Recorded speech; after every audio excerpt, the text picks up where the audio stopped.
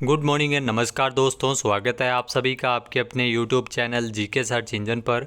आज है 24 अगस्त और 24 अगस्त से रिलेटेड राजस्थान करंट अफेयर्स के जितने भी इम्पोर्टेंट क्वेश्चन हैं उन सभी को हम इस वीडियो में डिस्कस करने वाले हैं। तो पूरा वीडियो बहुत ध्यान से देखना और वीडियो के एंड में मैं आपसे एक क्वेश्चन पूछूंगा जिसका आंसर आप सभी को कमेंट बॉक्स में देना है। कल के वीडियो में मैंने आपसे एक क्वेश्चन पूछा था जो था राष्ट्रभाषा हिंदी प्रचार समिति का साल 2024 का सर्वोच्च साहित्य श्री सम्मान किसे प्रदान किया जाएगा। तो ये पुरस्कार मिलेगा प्रफुल्ल प्रभाकर को, यानी कि बी ऑप्शन इसका बिल्कुल सही था। जिन दोस्तों ने बी ऑप्शन कमेंट बॉक्स में सही जवाब दिया था उनको हार्दिक शुभकामनाएं। राष्ट्रभाषा हिंदी प्रचार समिति ने हिंदी सृजन के लिए दिए जाने वाले राष्ट्रीय पुरस्कारों की घोषणा की है, जिसमें संस्था के अध्यक्ष श्याम महर्षि के मुताबिक वर्ष 2024 का संस्था का सर्वोच्च साहित्य श्री सम्मान जो अजमेर के उपन्यासकार कथाकार प्रफुल्ल प्रभाकर को दिया जाएगा। पुरस्कार समारोह का आयोजन 14 सितंबर को होगा। राष्ट्रभाषा हिंदी प्रचार समिति के वर्ष 2024 के पुरस्कारों की घोषणा हुई है। तो चलिए स्टार्ट करते हैं आज के राजस्थान करंट अफेयर्स।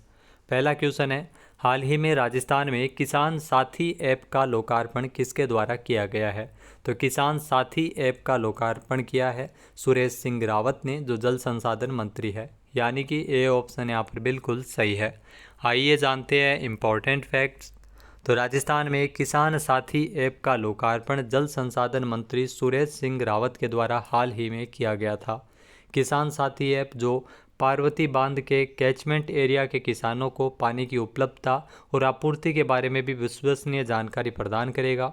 इससे पार्वती सिंचाई परियोजना के 786 वर्ग किलोमीटर कमांड क्षेत्र के 132 गांव के लगभग 72,000 किसान हैं वो लाभान्वित हो सकेंगे।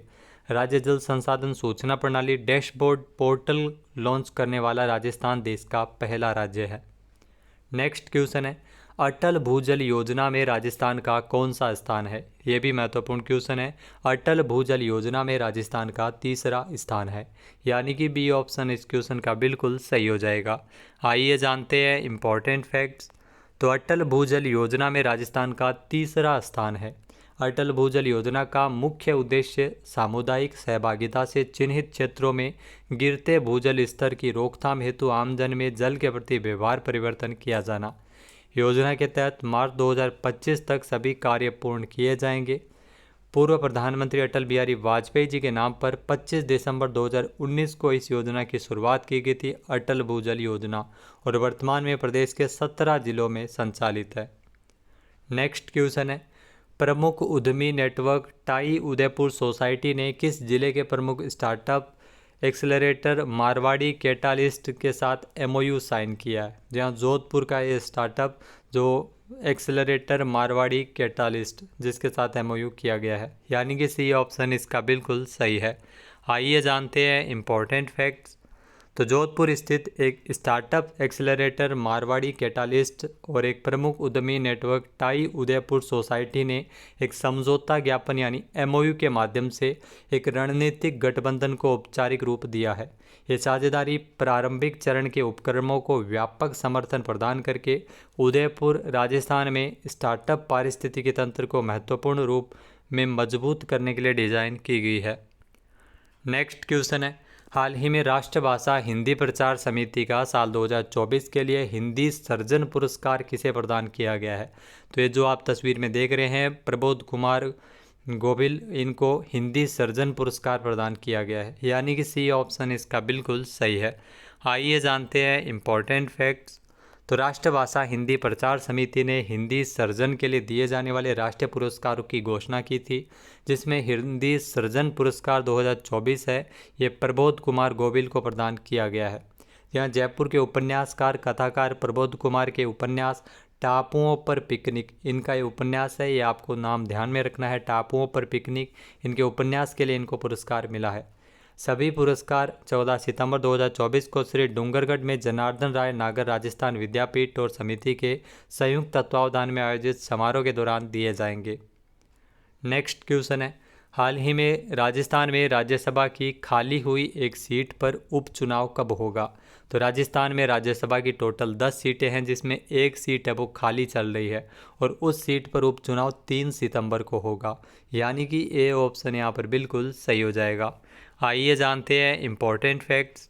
तो राजस्थान में राज्यसभा की खाली हुई एक सीट पर उपचुनाव की तारीख की घोषणा की गई है। चुनाव आयोग के अनुसार 14 अगस्त को नोटिफिकेशन के साथ ही नामांकन शुरू हो गया है और 21 अगस्त तक नामांकन दाखिल करने की आखिरी तारीख। 22 अगस्त को नामांकन पत्रों की जांच हुई। इसके अलावा 27 अगस्त तक नामांकन है वो वापस ले सकेंगे। 3 सितंबर को सुबह 9 से 4 बजे तक वोटिंग का समय रखा गया, यानी 3 सितंबर को इस सीट के लिए वोटिंग होगी और इसी दिन 5 बजे वोटों की गिनती करके रिजल्ट भी जारी किए जाएंगे। कांग्रेसी नेता के वेणुगोपाल के लोकसभा चुनाव जीतने के बाद राजस्थान से राज्यसभा सीट है वो खाली हुई थी। नेक्स्ट क्वेश्चन है, राजस्थान में वरिष्ठ नागरिक तीर्थ यात्रा योजना के अंतर्गत इस साल कितने वरिष्ठ जनों को तीर्थ यात्रा करवाई जाएगी? तो इस साल राजस्थान में 36,000 वरिष्ठ नागरिकों को तीर्थ यात्रा करवाई जाएगी, यानी कि बी ऑप्शन इस क्वेश्चन का बिल्कुल सही है। आइए जानते हैं इम्पोर्टेंट फैक्ट्स। तो देवस्थान मंत्री जोराराम कुमावत के मुताबिक जो वरिष्ठ नागरिक तीर्थ यात्रा योजना के अंतर्गत इस साल 36,000 वरिष्ठ जनों को तीर्थ यात्रा करवाई जाएगी। सरकार के द्वारा साल 2024-25 में योजना के अंतर्गत 36,000 वरिष्ठ जनों को यात्रा करवाई जाएगी, जिसमें रेल द्वारा 15,000 वरिष्ठ नागरिकों को अयोध्या की यात्रा करवाई जाएगी और 15,000 वरिष्ठ नागरिकों को विभिन्न तीर्थ स्थल जैसे रामेश्वरम, जगन्नाथपुरी, वैष्णो देवी, अमृतसर, गंगा सागर, तिरुपति, कामाख्या, मथुरा, वृंदावन, मथुरा, अयोध्या इत्यादि की यात्रा करवाई जाएगी। इसके अलावा 6,000 वरिष्ठ नागरिकों को पशुपतिनाथ, काठमांडू, नेपाल की हवाई यात्रा करवाई जाएगी। नेक्स्ट क्वेश्चन है, राजस्थान में कितने करोड़ रुपए के प्रावधान के साथ मुख्यमंत्री पशुपालन विकास कोष का गठन किया जाएगा? तो दोस्तों, राजस्थान में 250 करोड़ रुपए है वो मुख्यमंत्री पशुपालन विकास कोष के लिए प्रावधान किया गया है, यानी कि सी ऑप्शन इसका बिल्कुल सही है। आइए जानते हैं इम्पोर्टेंट फैक्ट्स। तो राजस्थान में पशुपालन मंत्री जोराराम कुमावत के मुताबिक राज्य में 250 करोड़ रुपए के प्रावधान के साथ मुख्यमंत्री पशुपालन विकास कोष का गठन किया जाएगा।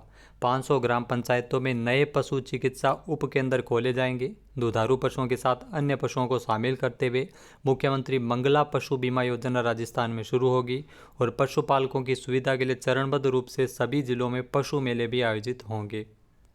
नेक्स्ट क्वेश्चन है, हाल ही में नीति आयोग के द्वारा जारी चौथे एसडीजी इंडिया इंडेक्स 2024 में राजस्थान 67 अंकों के साथ कौन से पायदान पर रहा है? तो राजस्थान का 11वां स्थान है, यानी कि सी ऑप्शन इस क्वेश्चन का बिल्कुल सही है।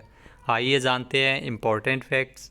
तो नीति आयोग ने हाल ही में चौथा एसडीजी इंडिया इंडेक्स 2024 जारी किया था, जिसमें राजस्थान 67 अंकों के साथ 11वें पायदान पर रहा था।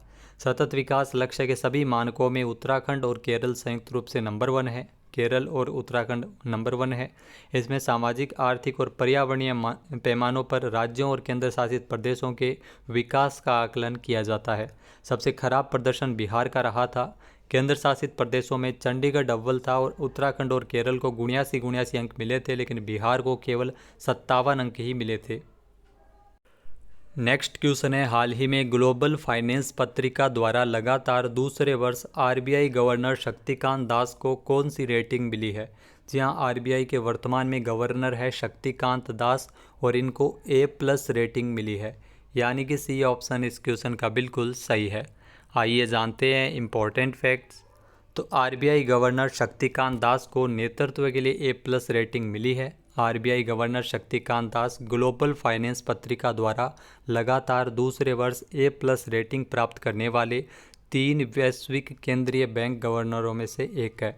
शक्तिकांत दास के अलावा डेनमार्क के क्रिश्चियन केटल थॉमसन और स्विट्जरलैंड के थॉमस जॉर्डन को भी A+ की रेटिंग मिली है।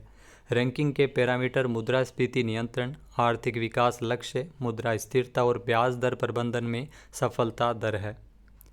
नेक्स्ट क्वेश्चन है, हाल ही में किस अंतर्राष्ट्रीय हवाई अड्डे ने लगातार तीसरे वर्ष इंडिया ट्रैवल अवार्ड्स में सर्वश्रेष्ठ हवाई अड्डे का पुरस्कार जीता है?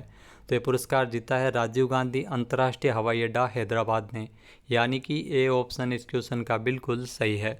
आइए जानते हैं इम्पोर्टेंट फैक्ट्स। तो राजीव गांधी अंतर्राष्ट्रीय हवाई अड्डा जो सर्वश्रेष्ठ हवाई अड्डा बना है।